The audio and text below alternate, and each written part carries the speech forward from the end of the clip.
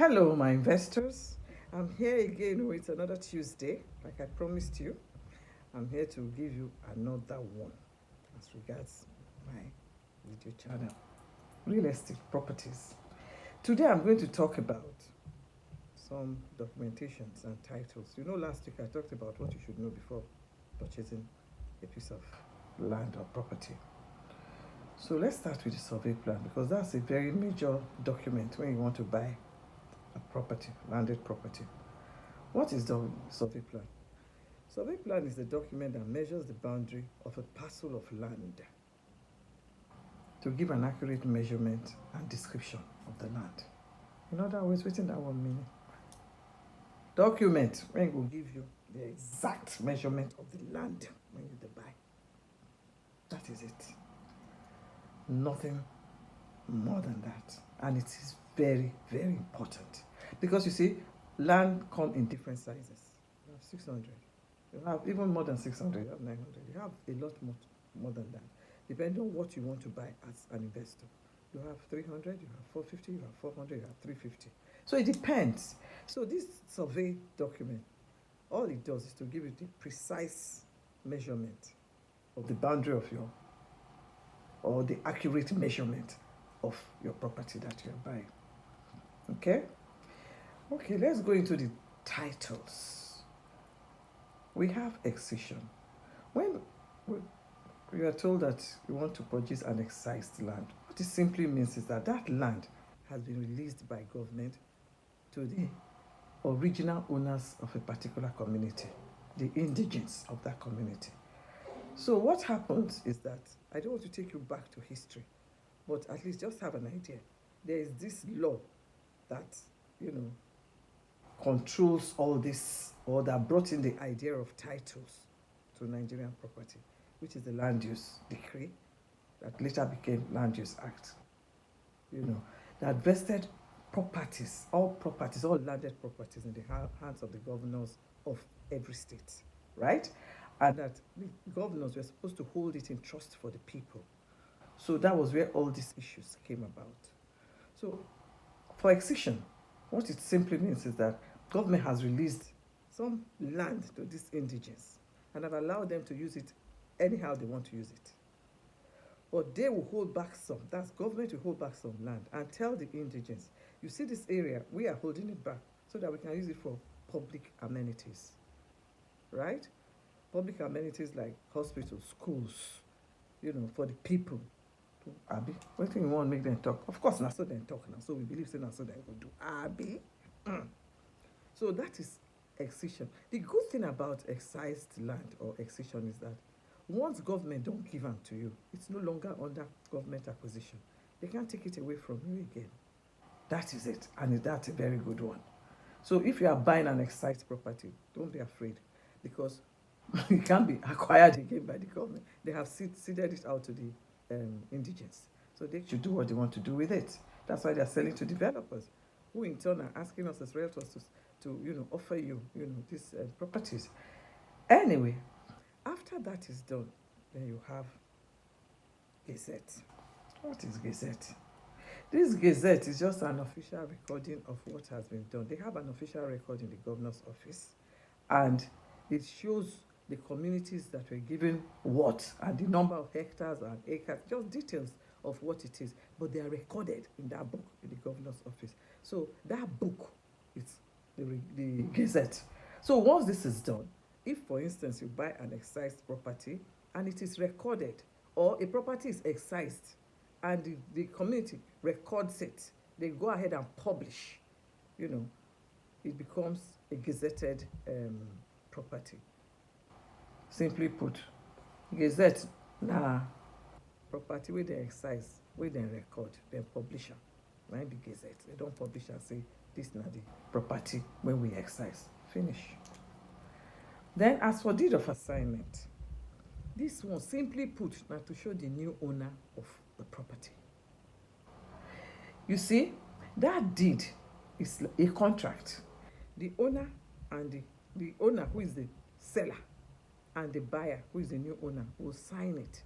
In that contract, the old owner, who is the seller, is transferring all his interest, his ownership, his whatever rights, his rights on that property, he's transferring it to the new owner.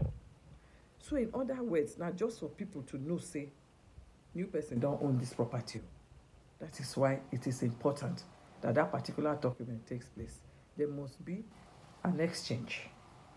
You see this contract wey dem dey sign called this deed, e no stop there. You don't just sign and forget it. You go carry am go register am for land registry. You must go register am for land registry. So that one na the deed of assignment. It's just between the seller and the buyer. Una go sign am. And that deed of assignment dey very detailed about the property wey una dey exchange hands for. Very detailed, up to the time when una dey sign am. Everything will be there. So after that one, we'll talk about governor's consent. What is governor's consent? It's an approval given by a state governor or anybody he delegates on any transaction that has got to do with land or transfer of land or landed property, just to make that transaction legal in the eyes of law. Finish. You know what? After this deed of assignment, you go and register it. It doesn't stop there. The governor must approve it that this transaction has actually taken place and we have noted it. You understand? They have to prove, they have to make it public. They have to, under the law, that this transaction, it has been carried out by these two people, and now the new owner is actually the owner of this property. So that property now is given in your name. Whatever name it was, like, you now change to your own name. The consent is given to you in your name. And you see, for every property you buy that has C of O, this transaction is mandatory. You can't even alienate your property if you don't have C of O. This particular one is compulsory. It's mandatory. You must do it. Okay? Then we have the of them all, or so we feel. Certificate of occupancy. Don't say this certificate of occupancy. I want certificate of occupancy. I want certificate of occupancy. Yes, it is a good title, no doubt. Why people like it is because a lot of people know about it. It's actually the officially recognized document demonstrating your right to land in Nigeria.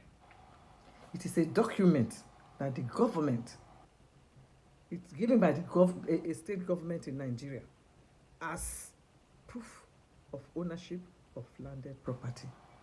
So it's Ogidingon, it's very strong, right? And a lot of people know about it. But it has a lease of 99 years. It has a lease of 99 years. So we should also think about that. There are different types and different kinds of COO. The different types are, you have the one for residential, you have the one for agricultural, you have the one for commercial, you have the one for industrial, C of O. And the different kinds are global C of O and normal C of O. So these ones are topics for another day, but those are the different types of C of O that we have. Then you have freehold. You see this freehold, my investors, it is a very good title. It is the only title that has 999 years lease. And the only place you can find it in Nigeria is Ekpe. It's Ekpe alone that has that freehold. It's a very good title.